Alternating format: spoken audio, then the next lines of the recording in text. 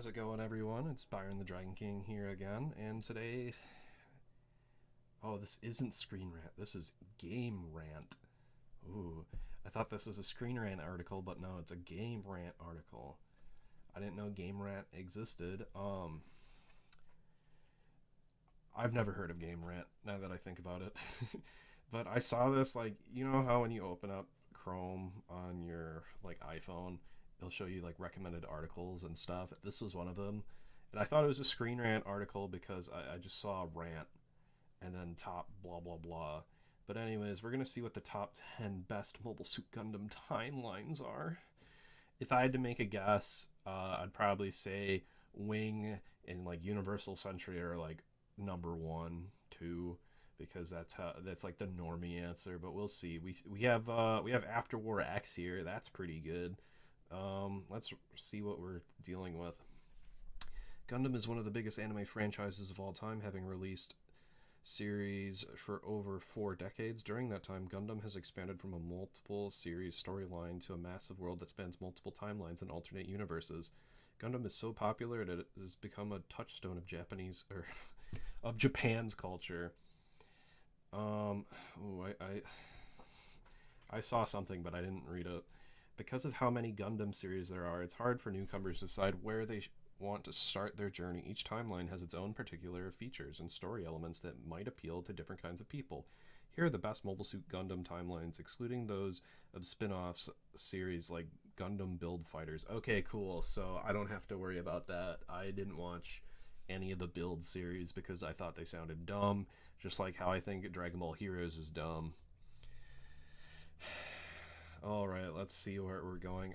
What I always suggest for people who are getting into Gundam is I say to either watch IBO because it's self-contained and it's super easy to get into and has good pacing, at least for season one, or I say watch the Universal Century movie trilogy and then branch off from there. So let's see, Advanced Generation. Oh, that'd be a good one. I don't know if I'd put it at 10.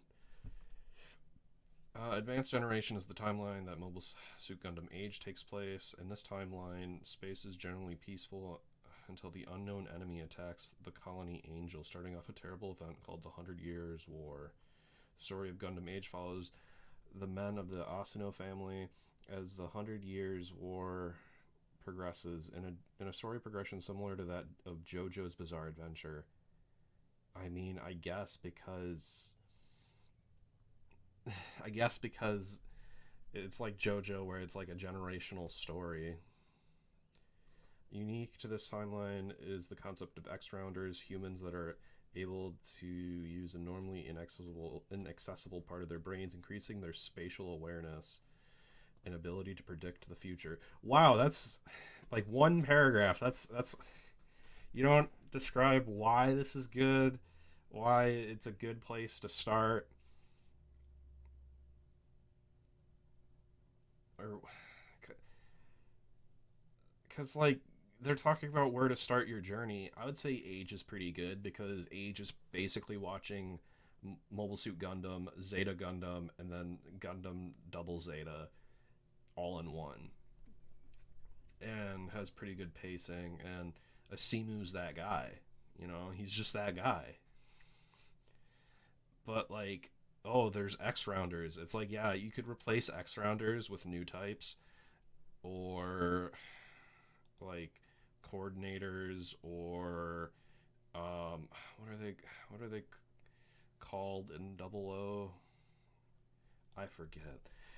Literally, it's basically they took fucking a normal Gundam series and they can what is it, Control F to find, and they just replaced every reference of new type with X Rounders.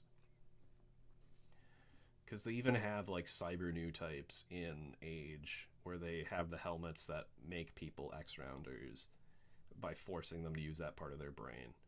But this is a shit fucking. It's like JoJo. It's like, what does this tell people? If someone was trying to get into Gundam and they started they read this would tell you nothing. Number 9, After War. Oh my god. After War is so good though. After War is a timeline after War Gundam X takes place. Wow. After a horrific war caused nuclear winter on Earth, killing 99% of humanity, the remaining humans on Earth try to make a living as best they can. After War timeline is interesting because it features new type, a concept otherwise unique to the Universal Century. After War Gundam X, there's no space here. Provides a look at a post-apocalyptic version of the Gundam universe, where instead of the climactic Earth battles between great empires, small factions struggle for survival on a destroyed Earth. Except for the fact there is still great empires. You still have like the Federation on Earth, and you still have the fucking people who live on the moon or whatever, and they're still fighting. And they're still like planning on taking over the Earth or destroying the other faction. It's just they're not as big as they used to be, but they still have a whole lot of power. And a lot of After War is about the Earth Federation like taking over the Earth again. So that this is just kind of wrong. Add Stella. Oh, this is Witch from Mercury. I didn't watch Witch from Mercury yet.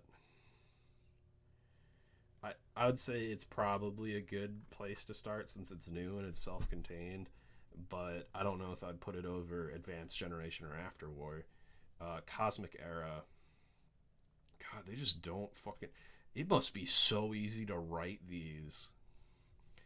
Um, Cosmic Era is home of the Mobile Suit Gundam Seed and Seed Destiny series, being the only Gundam timeline outside of the Universal Century with multiple TV series. The timeline focuses on the conflict caused by the existence of coordinators, humans who have had their genes manipulated to give them superior abilities and skills. The Cosmic Era is heavily based on Universal Century, with many characters and events mirroring the events of those series. Nevertheless, the Seed series has many differences that make it stand out from its influences. The fuck does that mean? like...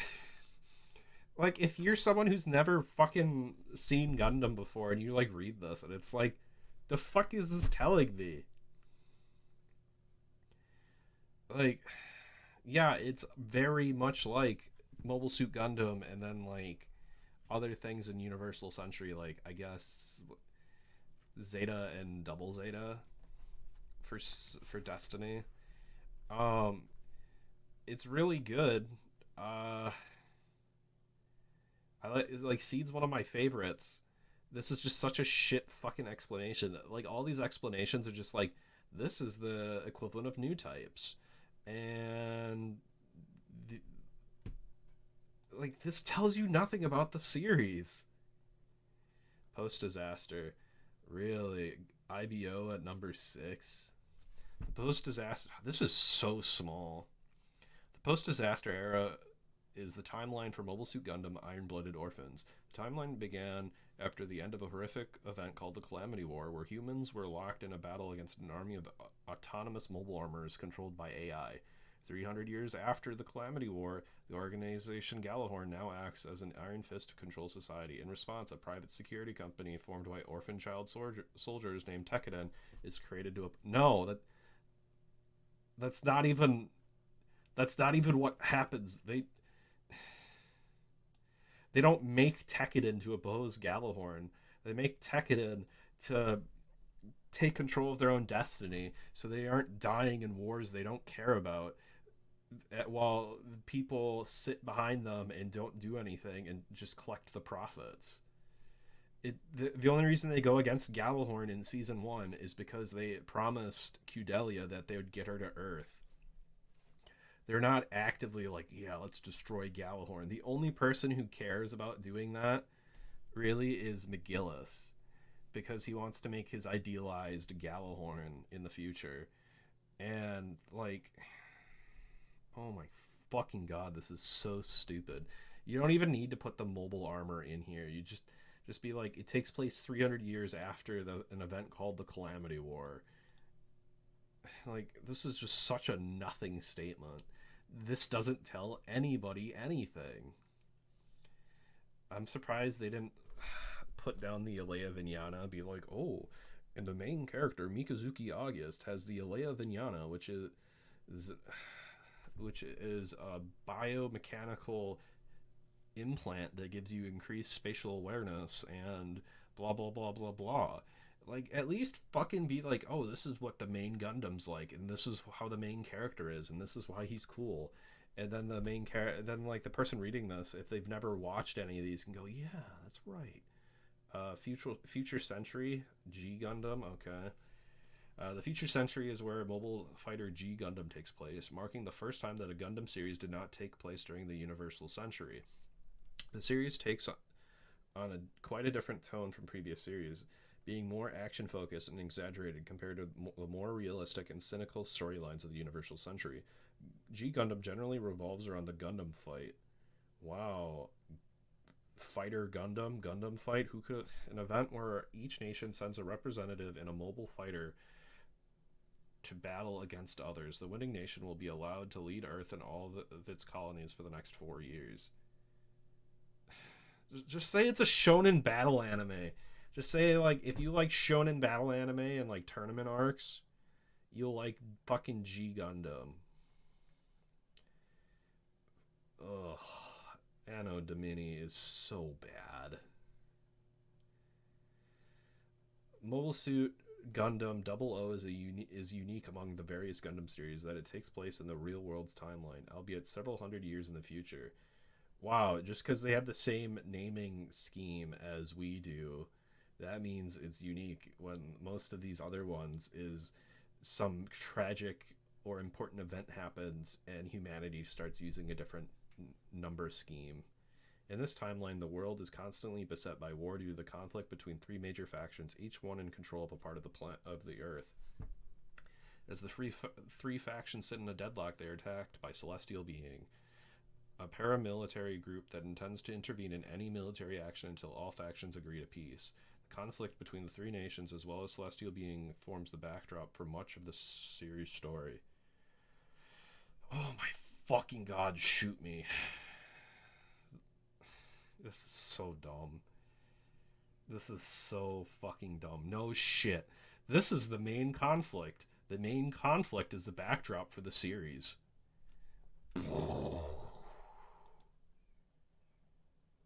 After Colony at Mars Century. Because that's from like the manga or novel or whatever for... Yeah, here's Wing. I knew Wing was going to be like up near the top. But oh my god, this one's so stupid. This one's like... Oh my god. Who writes these? After Colony is the third most developed timeline after the Cosmic Era and the Universal Century, being the timeline where Mobile Suit Gundam Wing takes place. Is it though? It has a manga, or it... I would say fucking Cosmic Era does, because Cosmic Era has a shit ton of mangas and OVAs and movies. Like, you have Stargazer, you have Seed Destiny, you have all the Astray stuff. You now have Eclipse. When what? Wing has Wing, Endless Waltz, and then I think a manga. Oh, I guess a third developed after those two. Okay, never mind. I don't know how to read. Being the timeline where Mobile Suit in the colonies are ruled oppressively by the military organization Oz. In order to fight back and gain independence for the colonies, 5 scientists create Gundams and send young soldiers down to Earth to fight against Oz. After Colony is unique where it actually comes to an end in the Gundam Wing novel Frozen Teardrop, where the era has changed to the Mars Century. Gundam Wing is easily one of the most popular Gundam series, and has a fair amount of supplementary material fans should check out. I feel like if your conclusion to a story is in a fucking novel, then that's not very good. Wing is so fucking bad. It's so stupid. Their like idea of let's just destroy every fucking weapon and then we won't have war anymore is retarded. Oh my god. It's like, yeah, if one faction decides not to destroy their weapons, then guess what? They just annihilate you. And that's what almost happens in Endless Waltz. So they have to get the Gundams back, and then they just blow them up at the end. It's so bad. Moon. Turn A takes place during the correct century at a point that is incredibly far in the future. In this world, the destruction of civilization caused humans to flee Earth for the moon, only to return once the Earth has healed from its destructive wars. Correct century is supposedly the theoretical endpoint for a number of Gundam timelines, particularly particular sorry, you bite off your tongue and you have issues with saying some words, particularly those that were established before Return A Gundam. The main conflict is between that of the moon race and the humans that were born on Earth after humanity left. Why would you start with this one then? Yep, Universal Century. Um, I didn't think Moon was gonna be here, but I definitely knew Wing was gonna be top three. I was thinking top two. The Universal Century is the largest and most iconic Gundam timeline, being the first to ever exist. Wow, the first one is the most iconic? The timeline primarily features the conflict between the Federation, which represents the people living on Earth, and Zeon, which represents those living in space. No, Zeon's only there for Mobile Suit Gundam, and that's it. And then like any OVAs, like Eighth Mobile Suit Team and War in the Pocket, and I guess you could say Stardust Memory, but I would say that's Zeon Remnants and not like Zeon proper. Similar to how like Axis and like Neo Zeon isn't Zeon. I guess if you consider like Sleeves and Neo Zeon and like Access like all counting as Xeon, but then you also have like uh you have like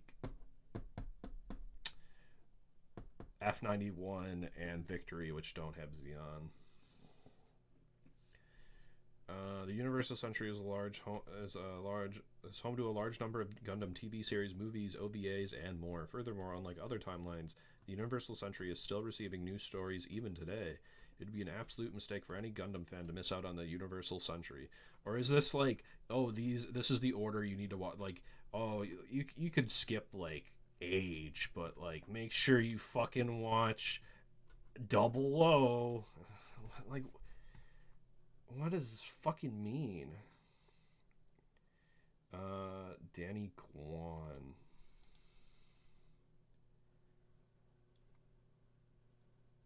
10 anime that take place in the US. Oh, there's Banana Fish. 6 anime about the Mafia.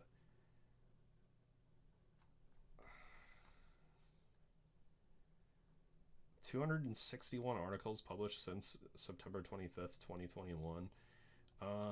Considering he like posts them like every couple days, yeah, I guess. Is there like comments for this? No, am I just